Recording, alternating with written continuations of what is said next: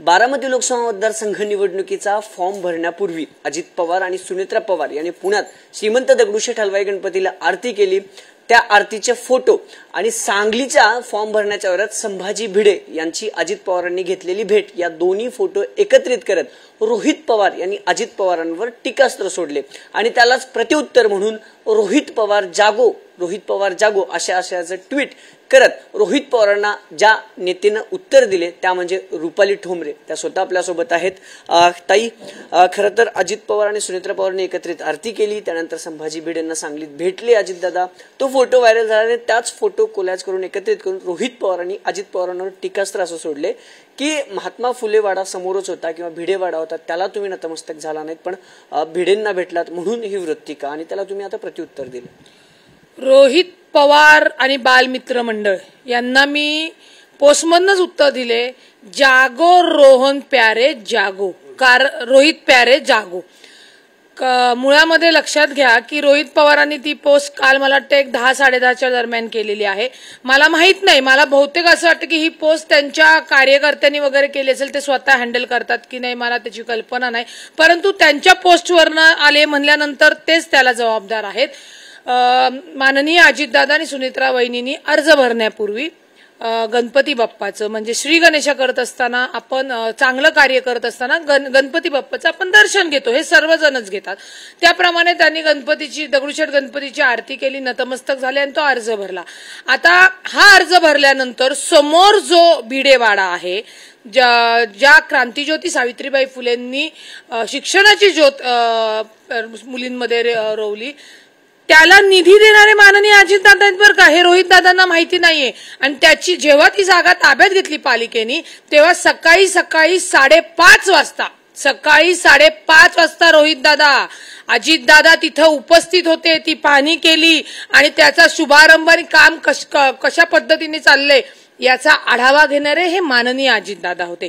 त्यानंतर नुकतीच महात्मा ज्योतिबा फुले यांची जयंती झाली, तिथे एकता मिसळ या कार्यक्रमामध्ये एकात्मतेचा संदेश लाखो लोकांना, कारण का महात्मा ज्योतिबा फुलेंनी जे स्त्रियांना शिक्षणासाठी सावित्रीमाईंना जे उभे केले, त्या क्रांतीची ज्योत पेटवली, ते महात्मा ज्योतींना अभिवादन करण्यासाठी अजितदादाच तिथं जातीने उभे आले होते।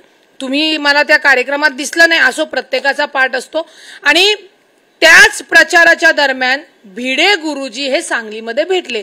आता सांगलीमध्ये भिडे गुरुजी भेटल्यानंतर माणूस बोलतच ना, परंतु पुण्यातला एक फोटो जो गणपती बाप्पाला दर्शन करत असताना सुनेत्रा वहिनींचा आणि अजितदादांचा, सांगलीतला अजितदादांचा भिडे गुरुजींसोबतचा फोटो कोलॅप्स करून टीका करण्याचं ज्याला आपण व्यसन म्हणू लागलेले ते रोहित दादांना लागलेलं आहे आणि कुठेतरी त्यांच्या ते पोटात दुखतंय। म्हणून त्यांनी सांगितलं की सुनेत्रा काकींचं तुम्ही सोबत गणपती बाप्पाचं दर्शन घेतलं पण भिडेवाड्याला तुम्ही समोर नतमस्तक नाही झाला, तर अजितदादा कृतीतून, मनातून, तन मन धनातून पुरोगामी महाराष्ट्राचे विचार घेऊनच भाजप सोबत आहेत। कृपया करून आपण रोहित दादा स्वतःला सावरलं पाहिजे, कारण का सातत्याने आपल्याकडनं जी काही टीका, चुकीची नसलेली टीका होते, आपणच तोंडावर आपटत आहात।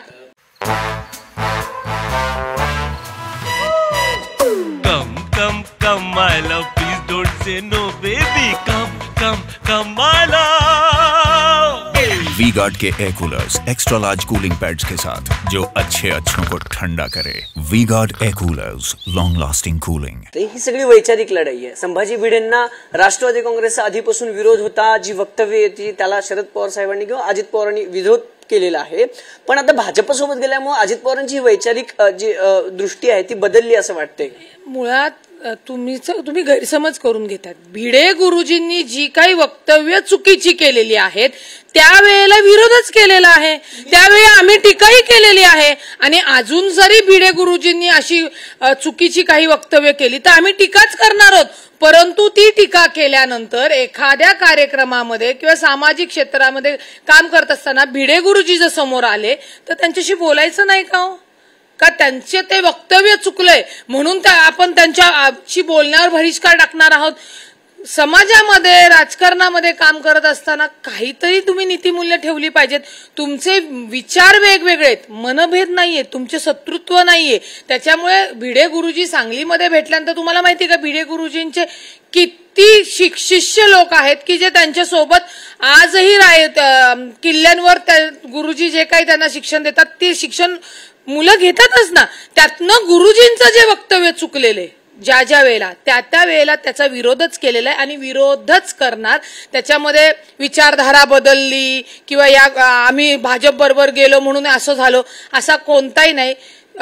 पुरोगामी महाराष्ट्र शाहू फुले हेच विचार घेऊन भाजप कॉम्प्रोमाइज केलं राष्ट्रवादीने असं नाही वाटत? अजिबात वैचारिक कॉम्प्रोमाइज कुठेही केलेलं नाही. तुम्ही जर बघितलं तर प्रत्येक धर्मामध्ये माननीय अजितदादांना मानणारी लोक आहेत आणि ती लोक जातीने दादांना भेटायला येतात, दादांकडे कामं करून घ्यायला येतात. दादांचा तेवढा सलोखा आहे मग ती काय येतात. आता भाजपमध्ये गेल्यानंतर हे जे काही तुम्ही चित्र तयार केलेलं आहे भाजपनी पण आम्हाला सांगू शकत नाही ना की बाबा तुम्ही यांच्याशी बोलू नका किंवा या समाजाशी, असा कोणताही त्यांचा अजेंडा नाहीये. तो त्या भाजपच्या संदर्भातला ती फ्रेम तयार केलेली आहे.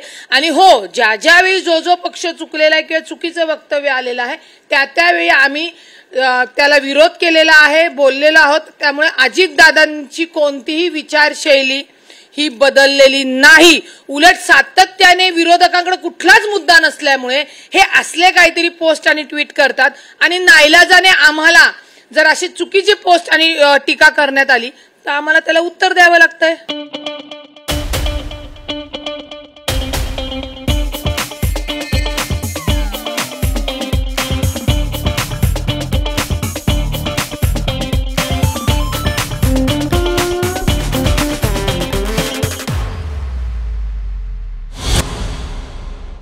तुम्ही म्हणताय की काही बदललेलं नाहीये, पण शरद पवार साहेबांवर अजितदादांनी आरोप सुरू केलेत. काल अजितदादा असं म्हणाले की भूखंड घोटाळ्यात नाव आलं, दाऊद सोबत नाव जोडलं गेलं तरी आम्ही साहेबांसोबत राहतो. शरद पवारांनी प्रत्युत्तर दिले की तरीही तुम्ही आमच्याच नावावर निवडणुका लढवल्या. एक लक्षात घ्या, ही वेळ मी पुन्हा सांगते का आली ही वेळ अजितदादांना बोलण्याची.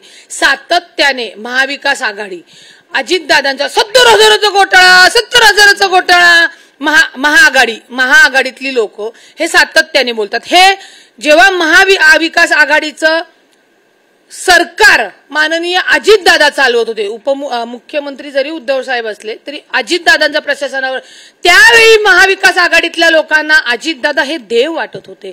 सरकार चालवत होते, त्यांची कामं करत होती आणि त्याच अजितदादांनी संविधान पद्धतीने बाहेर पडून भाजपला काय पाठिंबा दिला किंवा भाजपच्या सरकारमध्ये पाठिंबा देऊन सरकारमध्ये आले तर लगेच तुम्हाला 70,000चा घोटाळा आठवायला लागला.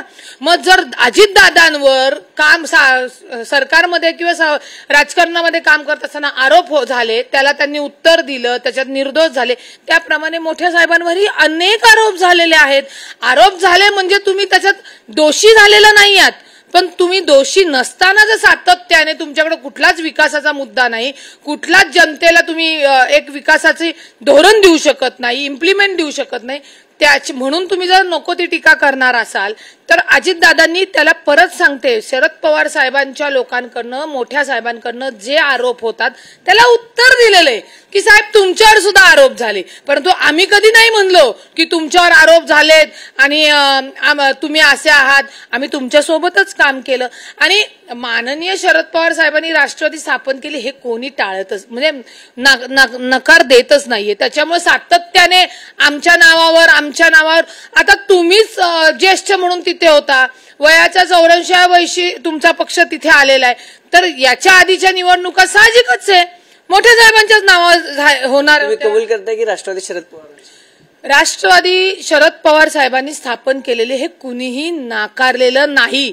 सगळ्या शरद पवार गटाच्या पदाधिकाऱ्यांनी हे कानात तेल टाकून ऐकावं की शरद पवार साहेबांवर मोठ्या साहेबांवर आतापर्यंत तुम्ही जर बघितलं असेल ना अजितदादा ना आम्ही कुणीही टीका केलेली नाही आणि करणार नाही, कारण का ते आमचे संस्कार आहेत. हो दादा बोलले म्हणजे तुम्ही दादांवर सारखं सातत्याने लावले. रोहित दादा मित्रमंडळ परिवार असेल किंवा बाकीचे महाआघाडीची लोक असतील, अर्ज भरताना सुद्धा 70,000चा घोटाळा होता आणि घेतलं भाजपमध्ये. अरे तुमच्यावर सुद्धा अनेक आरोप आहेत. जर मी काढलं म्हणजे जर महाविकास आघाडीमध्ये काढलं तर आपले उद्धव साहेबांचे जे मेहुणे आहेत त्यांच्यावर त्यांची ईडीची जवळजवळ परत म्हणजे युपी मधली 200 एकर जमीन जप्त केली ईडीने. आरोप आहेत, आम्ही नाही काढले. अनेकांचे आरोप आहेत. आम्ही त्या आरोपांना तात्काळ त्यांना दोषी समजत नाही, परंतु जे आरोप माननीय अजितदादांवर झाले 70,000 कोटीचा घोटाळ्याचे त्या आरोपातनं आम्ही निर्दोष बाहेर पडलो आणि भाजपमध्ये गेलो. त्याची पोटदुखी महाविकास आघाडीला आहे आणि ती पोटदुखी त्यांची नुसती नसलेली टीका करण्यात व्यर्थ घालवत आहे. काहीतरी कामावर, विजनवर, विकासावर आणि जनतेला उपयोगी पडेल याच्यावर त्यांनी आमच्याशी फेस टू फेस चर्चा करायला बसावं. आम्ही तयार आहोत. मैदान, बारामतीच्या मैदानावर समारोपाची सभा हे गणित ठरलेलं आहे, समीकरण ठरलेलं आहे. शरद पवार साहेब गेल्या अनेक दिवसापासून, गेल्या अनेक वर्षांपासून, किती निवडणुका गेल्या तिथे समारोप सभा होती. अजित पवारांनी त्या मैदानावर दावा केलाय. अजित पवार ह्यावेळेस समारोपाची सभा तिथे घेत आहेत. साहेबांनी म्हटलं की मी दुसरीकडे सभा घेऊ. हा विरोध इतक्या टोकाला गेलाय. आता विरोध टोकाला वगैरे गेले नाही. नेहमी जी सभा ज्या ठिकाणी होती त्या ठिकाणाची मागणी जो कोणी पहिला करेल त्याला ते मैदान मिळेल. प्रत्येकाची ऍडजस्टमेंटचे हे आहे. कालच मला वाटतं बारामतीमध्ये मारुती रायाशी नतमस्तक होऊन स्वतः मोठे साहेब आणि सुप्रिया सुळे यांच्या प्रचाराचा नारळ फुटला. आज सुनेत्रा वहिनींचा म्हणजे काल त्यांचा झाला, त्याच्यामुळे आज सुनेत्रा वहिनींचा त्याच हनुमंतराया पुढे प्रचाराचा शुभारंभ होणार आहे.